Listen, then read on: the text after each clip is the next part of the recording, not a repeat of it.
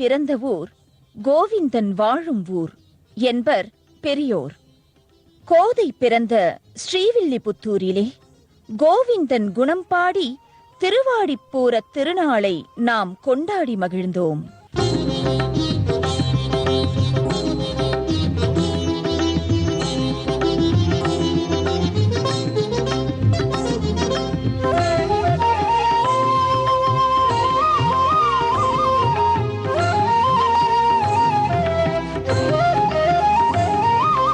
அந்த கோவிந்தன் என்னும் திருநாமத்தை ஆழ்வார்கள் உரைத்து மகிழ ஆச்சாரிய பெருமக்களும் திவ்ய தேசங்களிலே பல கைங்கரியங்களை ஏற்படுத்தி வைத்துள்ளார்கள்.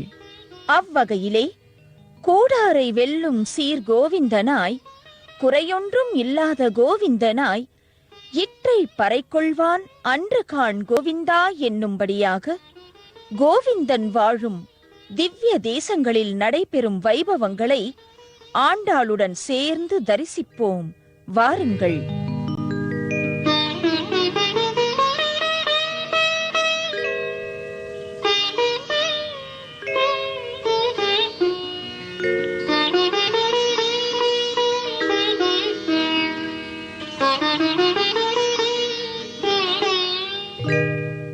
கூடாரை வெல்லும் சீர் கோவிந்தன். கோவிந்தன் எழுந்தருளியிருக்கிற ஊர் எது என்றவுடனே எல்லோருக்கும் ஞாபகம் வரக்கூடிய திவ்ய தேசம் தில்லை திருச்சித்திரக்கூட்டம் என்கின்ற திவ்ய தேசம்.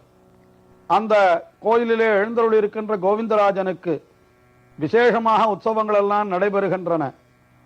அனுதினமும் அந்த மார்கழி மாசத்திலே கோவிந்தன் முன்னாலே திருப்பாவை பாசுரங்களை எல்லாம் அனுசந்தித்து விட்டு அன்றைய தினம் நாள் பாசுரத்தை, திருப்பாவை பாசுரத்தை அனுசந்திக்கின்ற பொழுது ஆண்டாளிடத்திலிருந்து வந்த மாலையை அவருக்கு அணிவித்து அதற்கு பிறகுதான் அன்றைய நாள் பாசுரம் அனுசந்திக்கப்படுகிறது என்று அந்த அளவுக்கு ஆண்டாளிடத்திலே கோவிந்தனுக்கு ஈடுபாடு, கோவிந்தனுக்கு இடத்திலே ஆண்டாளுக்கு ஈடுபாடு என்று சொல்லும்படியாக விசேஷ உற்சவம் அங்கே நடைபெறுகிறது.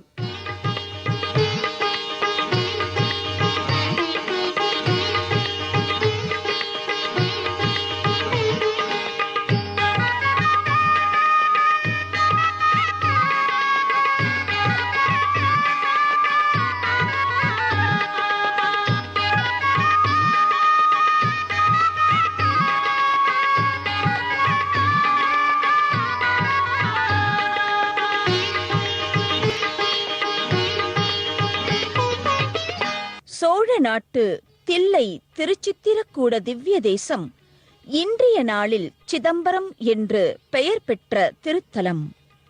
இந்த திவ்ய தேசத்தில் புண்டரீகவல்லி தாயாருடன் கிடந்த கோலத்தில் காட்சி தருபவன் கோவிந்தராஜன். இந்த திவ்ய தேசத்திலே மார்கழி மாதம் 30 நாட்களும் ஆண்டாள் நாச்சியார் கோவிந்தராஜனுடன் அவனின் கருவறையிலேயே வீற்றிருப்பாள்.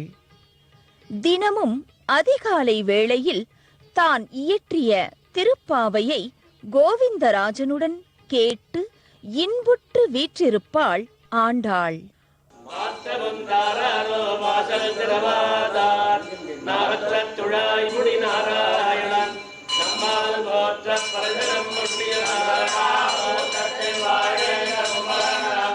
ஒவ்வொரு நாளும் அந்தந்த நாள்பாட்டு ஓதப்படுவதற்கு முன்பாக ஆண்டாள் சூடிக் களைந்த மாலையை கோவிந்தராஜனுக்கு சாற்றிய பிறகே அன்றைய நாள்பாட்டு நடைபெறும்.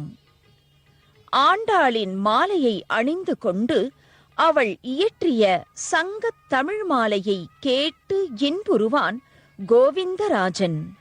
சோழ மன்னர்கள் காலத்திலே நடந்த விரும்பத்தகாத செயல்களால் ராமானுஜரின் சீரிய தொண்டால் இந்த கூடாரை வெல்லும் சீர் கோவிந்தன் குறையொன்றும் இல்லாத கோவிந்தனாக திருமலை திருப்பதியிலே கீழ் திருப்பதியில் நித்திய வாசம் செய்ய வேண்டியதாயிற்று.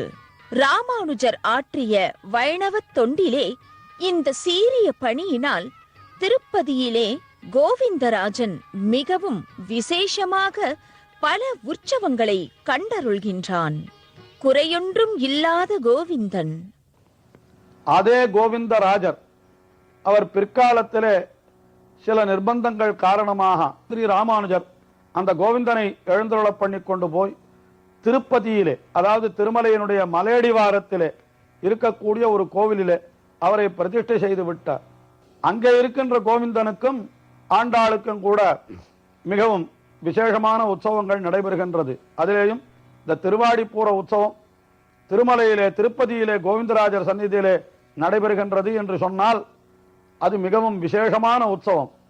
இந்த பெருமாளுடைய மாலைகளை எல்லாம் கொண்டு வந்து ஆண்டாளுக்கு சமர்ப்பிப்பதென்ன, மலையடிவாரத்திற்கு சென்று ஆண்டாள் அந்த மாலைகளை பெற்றுக்கொள்வதென்ன, அவள் வேங்கடவர்க்கென்ன விதிக்கிற்றியே என்று ஆண்டாள் அப்படி பிரார்த்தித்தபடியே அந்த திருவேங்கடமுடையானே அங்கே கோவிந்தராஜனாக எழுந்தருளி இருப்பதாக அப்படி கொண்டு அந்த கோவிந்தனுக்கும் ஆண்டாளுக்குமான சேர்த்தியிலே அந்த திருவாடிப்புற சாத்துமறைகள் மிகவும் விசேஷமாக நடைபெறுகின்றன. இதிலே மற்றொரு விசேஷம், எந்த திவ்ய தேசத்திலும் இல்லாத விசேஷம். ஆண்டாள் என்பவள் ஆழ்வார் கோஷ்டியிலே சேர்ந்தவள். 12 ஆழ்வார்களிலே அவளையும் ஒருத்தியாக கொண்டிருக்கின்றபடியினாலே மற்ற திவ்ய தேசங்களை எல்லாம் ஆண்டாளுக்கு சாத்துமறை என்று அந்த அவளுடைய திருநக்ஷத்திர வைபவம் நடைபெற்றால் அன்றைய தினம் அவளுக்கு பரிவட்டம் சாத்துதல் என்கின்ற அந்த விசேஷமானது நடைபெறாது. இங்கே திருப்பதியிலே மட்டும் ஆண்டாளுக்கும் கூட பரிவட்டம் சாத்தி அவளை ஆழ்வார் கோஷ்டியிலே ஒருத்தியாகவும் அவளை அபிமானிக்கிறார் கோவிந்தராஜர் என்பதை நாம் கண்டு அனுபவிக்கலாம். மிகவும் விசேஷமான உற்சவம் அது. வானமாமலை என்னும் திவ்ய தேசத்திலே தை மாதம் கனு திருநாளில் வரமங்கை நாச்சியாரோடு தெய்வ நாயகனை வானமாமலை மடத்திலே சேவித்து மகிழ்ந்தோம்.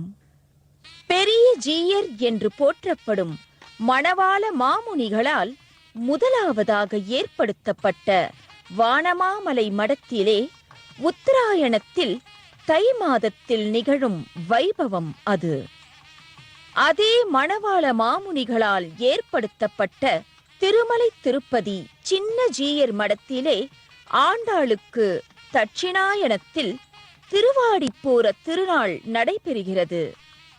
அன்றைய தினம் திருமலை வேங்கடவன் பகுமானமாய் அனுப்பி வைத்த மேல் சாத்து என்னும் சேஷ வஸ்திரத்தை ஆண்டாள் அணிந்து கொள்கிறாள்.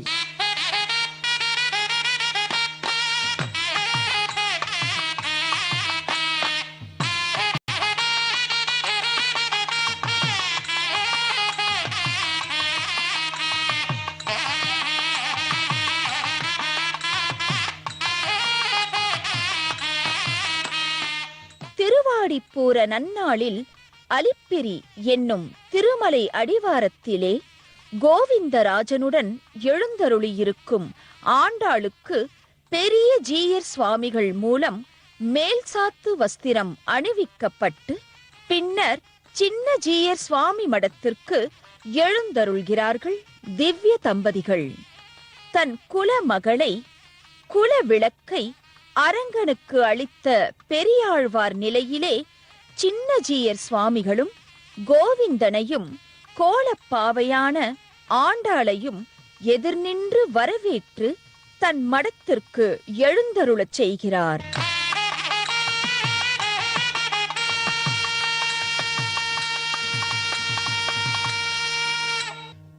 ஆழ்வார்கள் தரிசனம் இடைவேளைக்கு